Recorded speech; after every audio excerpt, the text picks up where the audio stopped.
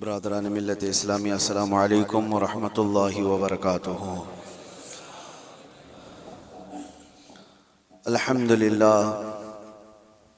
الحمدللہ الحنان المنان الذي خلق الإنسان وعلمه البيان، والصلاة والسلام على رسوله سيد الإنس والجان وعلى آله وأصحابه ذوي الخير والإحسان، أما بعد فأعوذ بالله من الشيطان الرجيم، بسم الله الرحمن الرحيم، إن الله مع الذين اتقوا والذين هم محسنون، صدق الله مولانا العظیم۔ بارگاہ رسالت مواب صلی اللہ علیہ وسلم میں درود پاک کا ہدیہ پیش کریں۔ اللہم صلی علی سیدنا و مولانا محمد معدن الجود والکرم وآلہ واصحابہ الکرام وابنہ الکریم وبارک وسلم صلاة دائمتا سرمدا ابدا۔ عزیزان گرام وقار، ماہ ربیع الاخر میں تقریباً سنیوں کے ہاں خوشگوار موسم اس معنی میں آتا ہے کہ اس کو ہمارے درمیان غوث پاک کا مہینہ 11ویں کے مہینے کے نام سے یاد کیا جاتا ہے۔ میں سب کی بات نہیں کر رہا ہوں، سنیوں کی بات کر رہا ہوں۔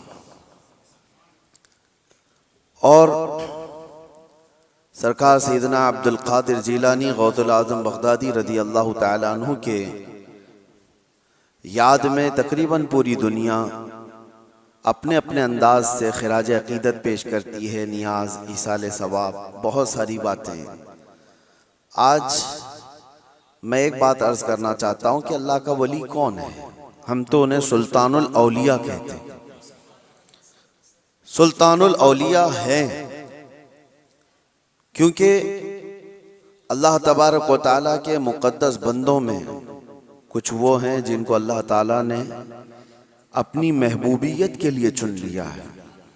انبیاء کرام علیہ السلام کا سلسلہ جب ختم ہوا، حضور پاک صلی اللہ علیہ وسلم آخری نبی ہیں، ان کے بعد قیامت تک کوئی دوسرا نبی نہیں آئے گا۔ تو نبیوں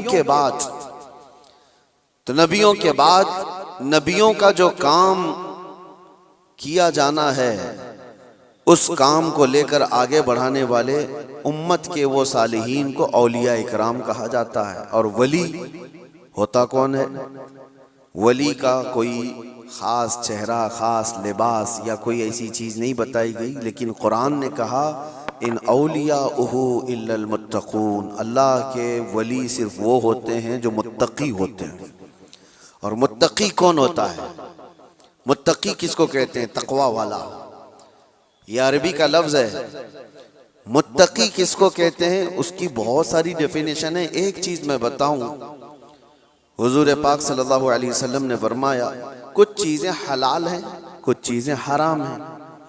حلال بھی سب کو پتا ہے یہ حلال ہے، حرام بھی سب کو پتا ہے یہ حرام ہے، جو واضح ہے، جس میں کوئی شک نہیں۔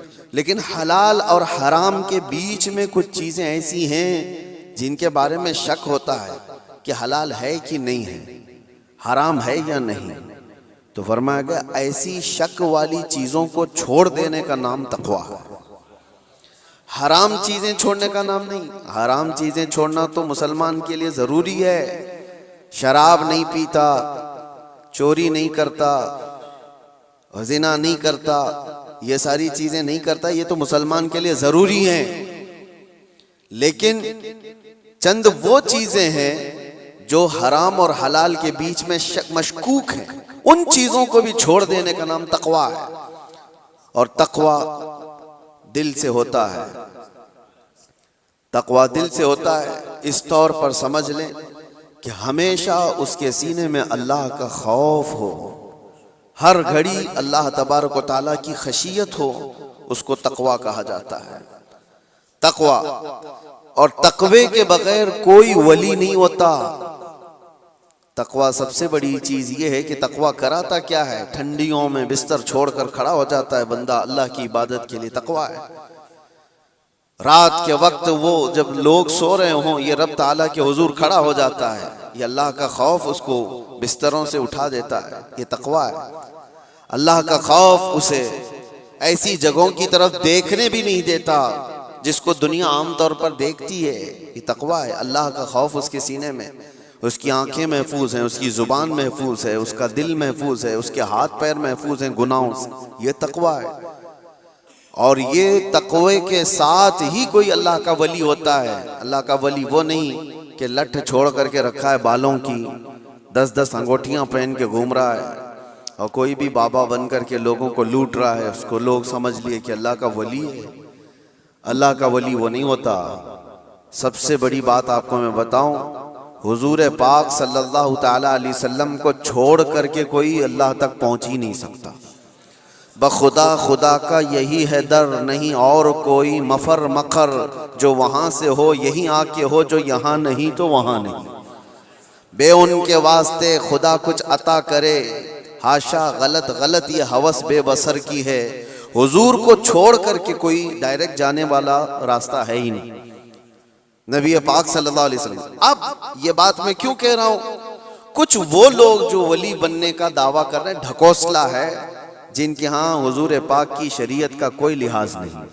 حضور سے اگر محبت ہو تو حضور کی سنت سے بھی محبت ہوگی، حضور سے اگر محبت ہو تو حضور کی شریعت سے محبت ہوگی۔ نبی پاک صلی اللہ تعالی علیہ وسلم کے صحابہ میں صدیق اکبر سے بڑھ کر ولی کون ہے؟ فاروق اعظم کی طرح ولی کون ہے؟ عثمان غنی کی طرح اللہ کا ولی کون ہے؟ حیدر کرار تو شاہ ولایت ہیں، ولیوں کے سردار ہیں۔ تو مجھے آپ بتاؤ، یہ صحابہ میں سے کبھی کوئی ایسا صحابی جو رسول اللہ کی اقتداء کرنے میں پیچھے رہ گیا ہو، کوئی نماز قضا کرتا ہو، شریعت کی دھجیاں اڑاتا ہو؟ کوئی ایک بھی صحابی آپ کو ایسا نہیں ملے گا، ایک بھی صحابی نہیں ملے گا، کیونکہ سب کو پتا ہے رسول پاک صلی اللہ علیہ وسلم کا دروازہ چھوڑ کر اللہ تک نہیں پہنچ سکتا، کوئی نہیں پہنچ سکتا۔ اب میں یہاں پر آپ کو ایک مثال دے دوں کہ بغداد میں ایک بار یہ مشہور ہو گیا کہ ایک اللہ کے ولی دریائے دجلہ کے پاس آئے، بہت عبادت کرتے ہیں، بہت توجہ سے۔ غوث پاک کا زمانہ ہے، سرکار غوث پاک کو جب یہ خبر ہوئی کہ ایک کوئی بڑے ولی آئے ہیں دریائے دجلہ کے پاس عبادت کر رہے ہیں، تو آپ نے کہا اللہ کے ولیوں سے ملاقات یہ اپنے آپ میں ایک عبادت ہے، میں ان سے ملاقات ضرور کروں گا۔ تو سرکار غوث پاک بھی چلے گئے دریائے دجلہ کے پاس کہ وہ اس اللہ کے ولی سے میں ملاقات کروں۔ جب وہاں پہنچے تو پتا چلا کہ وہ صبح ہی وہاں سے رخصت ہو گئے تھے، چلے گئے تھے، غوث پاک سے ان کی ملاقات نہیں ہو پائی۔ لیکن لوگوں میں مشہور تھا، سارے لوگ دیکھ رہے تھے، وہ کنٹینیو عبادت کرتے تھے، مسلسل عبادت کرتے تھے۔ تو غوث پاک رضی اللہ تعالیٰ عنہ جب لوگوں سے پوچھتے ہیں وہ عبادت کہاں کرتے تھے، لوگوں نے بتایا جو جگہ تھی وہ ریت پر جو ہے دریا کے کنارے جو ریتی پڑی ہوئی تھی اسی پر عبادت کرتے تھے۔ غوث پاک غور سے نشانیاں دیکھتے ہیں، ان کے سجدوں کے نشان تھے، ان کے ہاتھوں کے پیروں کے نشان تھے۔ آپ نے غور سے دیکھنے کے بعد پھر کہا تم لوگ جھوٹے شخص کو اللہ کا ولی سمجھ لیے ہو، وہ کہاں سے اللہ کا ولی تھا، تم لوگ کسی کو بھی ولی مان لیتے ہو۔ لوگوں نے کہا آپ نے تو دیکھا نہیں اور ایسی ہی آپ کہہ رہے، ہم تو ان کو مسلسل عبادت کرتے ہوئے دیکھ رہے تھے، کوئی نماز قضا تو نہیں کرتے تھے۔ غوث پاک کا معیار دیکھیں، کس کو وہ اللہ کا ولی سمجھتے تھے، کسوٹی۔ سرکار غوث پاک فرماتے ہیں تم نے دیکھا ضرور ہوگا لیکن میں ان کے نشانات دیکھ رہا ہوں، سجدے میں جانے کے، ہاتھوں کے نشان یہاں نظر آ رہے ہیں۔ لوگوں نے پوچھا اس سے کیا سمجھ میں آیا آپ کو؟ کہا دیکھو 10 انگلیاں ریت پر ایسی کھلی ہوئی پڑی دکھ رہی ہیں، اور میرا ماننا یہ ہے کہ جب نبی پاک صلی اللہ تعالی علیہ وسلم سجدہ کرتے تھے تو 10 انگلیاں ملی ہوئی ہوتی تھی، سجدے میں حضور پاک صلی اللہ علیہ وسلم کی انگلیاں ملی ہوئی ہوتی تھی، اور یہ شخص جس کو تم عبادت کرتا ہوا دیکھ رہے ہو اس کی انگلیاں پوری پھیلی ہوئی ہیں، جو حضور کی سنت پر عمل نہیں کرتا میرے نزدیک وہ ولی ہو نہیں سکتا، وہ ولی نہیں ہو سکتا۔ ایک سنت کو ترک کرنے پر غوث پاک فرماتے ہیں کہ میں اس کو نہیں مانتا ولی۔ اب آپ اندازہ کریں لوگوں نے تو پتہ نہیں کس کو ولی بنا لیا ہے۔ کیسے کیسے باباؤں کے پیچھے یہ گھوم رہے ہیں، وہ ایسے بابا جن کے نماز کا کوئی ٹھکانہ نہیں، دن بھر قوالی میں بیٹھے رہتے، نماز کے بارے میں پوچھو تو کہیں گے مکہ میں پڑھتے ہیں، مدینے میں پڑھتے ہیں۔ کچھ وہ بھی ہیں جو دل کی نمازوں کی بات کرتے ہیں۔ یہ سب شیطان ہے۔ شیطان اس طرح کے چہرے بنا کر کے امت کو گمراہ کرتا ہے۔ ہمارے علاقے میں ایک مرید صاحب آئے ہوئے تھے کافی سال پہلے، کسی پیر صاحب کے، انہوں نے کہا تھا کہ ہمارے پیر صاحب کی نماز اللہ نے معاف کر دیا ہے۔ میں نے پوچھا تھا کہ کیوں؟ کہا اتنا تقویٰ ہو گیا، اتنی عبادت کیے ہیں کہ ان کو اب یہ ظاہری نماز کی ضرورت نہیں ہے، وہ باطنی نماز پڑھتے ہیں۔ میں نے ان کو ایک سپرے مارا تھا، وہ ابھی تک آئے نہیں واپس۔ کہا شریعت میں 4 لوگوں پر نماز معاف ہے، 4 لوگوں پر نماز معاف ہے۔ نابالغ بچہ ہو تو نماز معاف ہے، بھی مطلب اس پر نماز فرض ہی نہیں ہوئی۔ دوسرے پاگل ہو، دماغی نہیں ہے تو بھی نماز معاف ہے۔ اور تیسرے عورت کی جو ماہواری آتی ہر مہینے، حیض کے دنوں میں عورت کو نماز معاف ہے۔ چوتھے بچے کی ولادت ہو جائے عورت، اس کے بعد اس کو نفاس جو آتا ہے وہ 40 دن تک بھی ہو سکتا ہے میکزیمم، اتنے دن عورت کو نماز معاف ہے۔ یہ 4 لوگ ہیں جن کو نماز معاف ہے۔ میں نے مرید صاحب سے کہا تھا پیر صاحب کو پوچھ لینا ان 4 میں آپ کیا ہو؟ یا تو تمہارا پیر نابالغ ہوگا اس لیے نماز معاف ہو گئی، یا تو پاگل ہوگا اس لیے معاف ہے، یا تو پھر وہ 2 کیٹیگری جو بڑی ڈینجر ہے۔ پوچھ لینا۔ میرے عزیزو، غوث پاک پر نماز معاف نہیں ہوئی تو ایرے غیر نتھو کھیرے کی بات کیا ہے؟ سلطان الاولیاء غوث پاک رضی اللہ تعالیٰ عنہ کے ساتھ یہ ہوا تھا، آپ نماز پڑھ رہے تھے، بادل کا ٹکڑا ایک سایہ بن کر کے آپ کے اوپر طاری ہوا اور اس سے آواز آنے لگی، اے عبد القادر، میں نے تجھ پر سارے حرام کو حلال کر دیا ہے، میں نے تجھے نماز معاف کر دی ہے، تو نے اتنی عبادت کر ڈالی۔ اور ظاہر سی بات ہے یہ 4 دن لوگوں میں بیٹھ کر کے عبادت کر کے یہ سمجھ لیں کہ میں بہت کیا ہوں۔ غوث پاک تو وہ ہیں جنہوں نے 15 سال تک ایک پاؤں پر کھڑے ہو کر رات بھر نماز پڑھی ہے، اور تقریباً 40 سال ان کی عبادت کے ایسے گزرے ہیں کہ ایک انگور کے دانے سے سحری کرتے تھے اور آدھے گلاس پانی سے افطاری کر لیا کرتے تھے۔ یہ غوث پاک کی عبادات اور مجاہدات اتنے سالوں کے بعد اگر کوئی کہے ان کو تو بات تو ایسی لگتی ہے نا کہ شاید دماغ میں یہ بات آ جائے، ہاں اتنے سالوں کی عبادت ہوئی، بادل کے ٹکڑے سے آواز آئے کہ عبد القادر میں نے سارے حرام حلال کر دیے تم پر اور نمازیں معاف کر دی۔ لیکن وہ ایسے ویسے لوگوں کی صحبت پائے ہوئے اور موسمی طریقوں کے ولی نہیں تھے۔ غوث پاک رضی اللہ تعالیٰ عنہ شان محبوبیت پر فائز تھے۔ آپ نے برجستہ کہا یہ آواز رحمان کی نہیں ہے، یہ شیطان کی ہے۔ جب نبی پاک صلی اللہ علیہ وسلم پر نماز معاف نہیں ہوئی تو میں کون ہوتا ہوں؟ اللہ کے رسول صلی اللہ علیہ وسلم جو صاحب شریعت ہیں، حضور نے نماز نہیں چھوڑی، اور وہ بھی آخری وقت تک۔ جانتے ہو روایات میں موجود ہے اس وقت رسول اللہ صلی اللہ علیہ وسلم حجرے سے باہر آ رہے تھے جب آپ کی وفات کو چند ہی دن باقی تھے۔ حضور کی وفات کو، حضور کے انتقال کو چند دن باقی تھے۔ حضرت ابوبکر صدیق امامت کر رہے تھے، لیکن اس کے باوجود رسول پاک صلی اللہ علیہ وسلم سخت علالت کے بعد حجرے سے باہر تشریف لائے تھے، اس حالت میں کہ روایات میں موجود ہے حضور 2 صحابہ کے کندھوں پر ہاتھ رکھ کر کے باہر آ رہے تھے، پیر زمین پر نہیں لگ رہے تھے۔ اس قدر شدت کی تکلیف کے ساتھ بھی نبی پاک صلی اللہ علیہ وسلم مسجد میں تشریف لا رہے ہیں، اور یہاں مرغ مسلم توڑتے ہوئے بیٹھے ہوئے وہ پیر کہتے ہیں کہ ہمارے لیے نماز معاف ہے۔ غوث پاک نے جب یہ کہا کہ یہ رحمان کی آواز نہیں، یہ شیطان ہے، میرے لیے نماز معاف نہیں ہو سکتی، تو غوث پاک رضی اللہ تعالیٰ عنہ پر اس نے غرور اور تکبر میں لانے کے لیے ایک دوسرا حملہ کیا تھا اور کہا عبد القادر تم بہت پڑھے لکھے ہو، بہت علم ہے تمہارے پاس، تم پڑھے لکھے نہ ہوتے، علم نہ ہوتا تو آج میرے گمراہی میں آ جاتے۔ شیطان اپنی اصلی حالت پر آ گیا، کہا ٹھیک ہے تم نے مجھے پہچان لیا لیکن تم بہت پڑھے لکھے ہو، تمہارا علم اتنا ہے کہ تم بچ گئے۔ غوث پاک نے کہا تو دوسرا حملہ کر رہا ہے مجھ پر، میرے علم نے نہیں بچایا، مجھے رب کے فضل نے بچایا۔ یہاں پر بھی آدمی بہک سکتا ہے، اگر ہاں کہہ دیا کہ ہاں میں تو پڑھا لکھا ہوں، میں بہت علم والا ہوں، اسی لیے بہت سارے علم والے بھی بھسم ہو گئے، علم والے بھی بہک گئے۔ علم کے ساتھ رب کا فضل ہے تو پھر وہ بچ جاتا ہے۔ میرے عزیزو، عرض یہ کرنا ہے کہ حضور پاک صلی اللہ علیہ وسلم کی شریعت کو چھوڑ کر کے کوئی ولی نہیں ہو سکتا۔ غوث پاک رضی اللہ تعالیٰ عنہ کی 11ویں کرنے والے، نیاز کرنے والے، سب سے میرا ایک ہی کہنا ہے اور سب کے لیے ایک میسج ہے کہ تمہاری 11ویں، تمہارے کچڑے، تمہارے نیاز یہ فرض نہیں، نہ ہی واجب ہیں، مستحب کے درجے میں آ سکتے ہیں، لیکن فجر کی نماز سے لے کر عشاء کی نماز تک فرض یہ تمہارے اوپر ایسا ضروری ہے کہ اس چیز کے لیے کوئی معافی نہیں ہے۔ 1 سال تم نے دیگ نہیں بنائی، نیاز نہیں کی تو قیامت کے دن نہیں پوچھا جائے گا کہ تم غوث پاک کی فاتحہ کرتے تھے کہ نہیں کرتے تھے، یہ سوال نہیں ہوگا، لیکن یہ سوال ضرور ہوگا کہ فجر میں اٹھے کیوں نہیں تھے، یہ سوال ضرور ہوگا اتنی نمازیں قضا کیوں ہوئی تم سے۔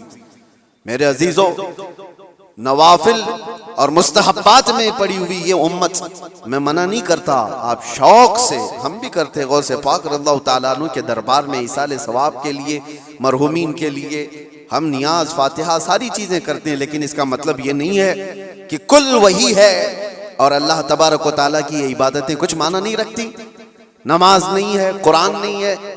عزیزان گرامی، میں ان لوگوں سے پوچھتا ہوں جو 2-2 3-3 گھنٹے قوالیوں پر رقص کرتے ہیں، قرآن کی ایک سورہ بھی تو سن کے دکھاؤ، وہ رب کا کلام ہے، اللہ کا کلام ہے۔ کسی قاری قرآن سے تم قرأت سن کر کے جھومو، پھر پتہ چلے کہ ایمان تمہارے دل میں کتنا ہے۔ ڈھول باجوں پر رقص کرنے والی قوم، ایمان سے اگر تعلق ہے تو ان خرافات میں نہیں جا سکتا کبھی۔ ایمان مضبوط کرو، اولیاء کاملین کی جماعت سے وابستہ رہنا یہ ضروری ہے، لیکن اس کا مطلب صرف یہ نہیں جو بنایا گیا ہے۔ ہم سنیوں پر ایک بڑا الزام یہ لگایا جاتا ہے کہ یہ صرف چادر، گاگر، جلوس، فاتحہ، نیاز، 11ویں والے لوگ ہیں۔ میرے عزیزوں، وہ ایک پارٹ ہے۔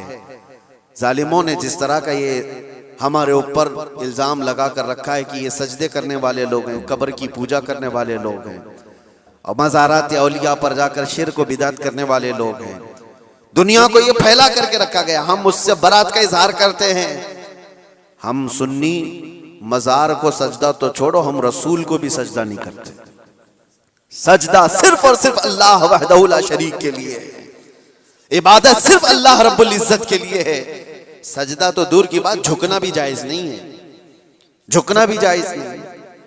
ہم اس عقیدے کے حامل ہیں، الحمدللہ مزارات پر جاتے ہیں تو شرک و بدعت کے لیے نہیں، میرے مصطفیٰ کے فرمان پر جاتے ہیں، حضور پاک صلی اللہ علیہ وسلم کے فرمان کی بنیاد پر جاتے ہیں۔ اور رہی بات اولیاء کاملین کے مزارات پر جا کر دعا کرنا، یہ قرآن سے ہم اخذ کرتے ہیں کہ سیدنا زکریا علیہ السلام، زکریا علیہ السلام اللہ کے نبی ہیں، پتہ ہے بیت المقدس کے امام، قرآن میں ہے 3 پارے میں، سورہ آل عمران، آپ پڑھ کر کے دیکھنا، ان کو اولاد نہیں تھی، 90 سال کی قریب عمر ہو گئی تھی، لیکن اسی وقت بیت المقدس میں حضرت بی بی مریم کو لایا گیا تھا۔